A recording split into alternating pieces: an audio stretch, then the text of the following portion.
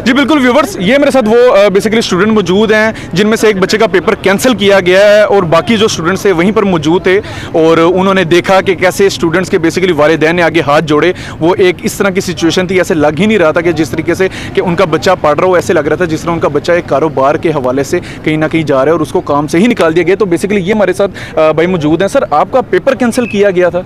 Paper हमारा इन्होंने definitely cancel किया है। हम सिर्फ 10 मिनट लेट हुए हैं। इवन कि मेरा जो एक दोस्त था जी जी, वो मेरे आगे आगे चल रहा है। हम सिर्फ बाइक पार्क कर रहे हैं और मेरे देखते देखते वो एंटर हो गया और जब हम वहाँ पे पहुँचे उन्होंने गेट को लॉक कर दिया। अच्छा, बहुत कोशिश की है ज़बरदस्ती की अंदर जाने की, लेकिन उन्होंने जाने ही नहीं दिया। अंदर से कोई बाहर नहीं आया जब खटकाया? कंट्रोलर वहाँ पे खड़ा हुआ देखता रहा। अच्छा, उसे आवाज़ें देते रहे हैं, ड्यू रिस्पेक्ट के साथ कहते रहे हैं कि आप हम जो गेट हमें एंट्री देने दें ताकि हम अपना पेपर दे दें। तो लेकिन कंट्रोलर का कोई वो रिस्पॉन्स नहीं? किसी किस्म का रिस्पॉन्स नहीं दे रहा था। आता था, बस एक दफ़ा देखता था और एक दो बातें की, फिर वापस चला जाता था। 15-15, 20-20 मिनट या आधा घंटा अंदर जाके बैठ जाता था। और फिर हमने जब दरवाजे को खटखटाना शुरू किया, ज़रा प्रोटेस्ट शुरू किया, तो फिर वो दोबारा भाग के बाहर आया। अच्छा, इवन के यहाँ पे लड़कियाँ और जो उनके पेरेंट्स आए हुए थे लड़कियों के, स्पेशली डेफिनेटली उन्होंने उनको पिक करने आना ही था इस यहाँ पे रहने के लिए।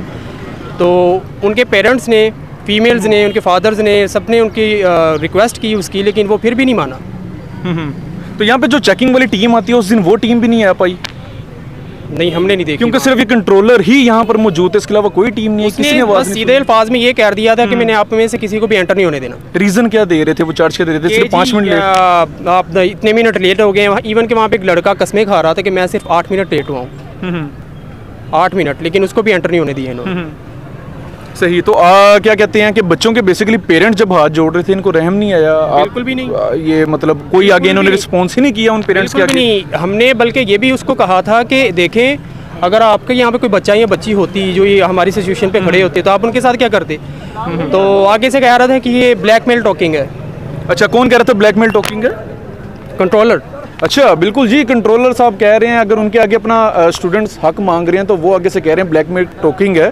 बेसिकली अगर ये ब्लैकमेल टॉकिंग होती तो आज हम इधर एग्जामिनेशन हॉल के बाहर ना खड़े होते, आज शायद हम किसी स्टूडियो में बैठ के इंटरव्यू कर रहे होते। तो हमें तो ये बेसिकली ना कंट्रोलर नज़र आ रहे हैं, ना ही ये उन कैमरा आ रहे हैं, ना मीडिया पे आ रहे हैं। तो इनके बारे में खुदारा वज़ीर तालीम पंजाब यूनिवर्सिटी, काइंडली आप इस तरह के सख्त टीचर्स को भी ना रखा करें जिन्होंने बेसिकली आगे बच्चों का ही फ्यूचर को स्पॉइल करना हो। तो आप क्या सोचते हो? आपको उम्मीद है? आपको जो दूसरे फ्रेंड्स हैं जिनका दूसरे सेंटर्स में बोर्ड बना हुआ, सॉरी एग्जामिनेशन सेंटर जिनके दूसरे हैं, उनसे मेरी बात हुई थी। वो कह रहे थे हमारे सेंटर्स में बच्चे 15-15, 16-16 मिनट, 17-17 मिनट तक लेट आए हैं, उनको एंटर होने दिया है।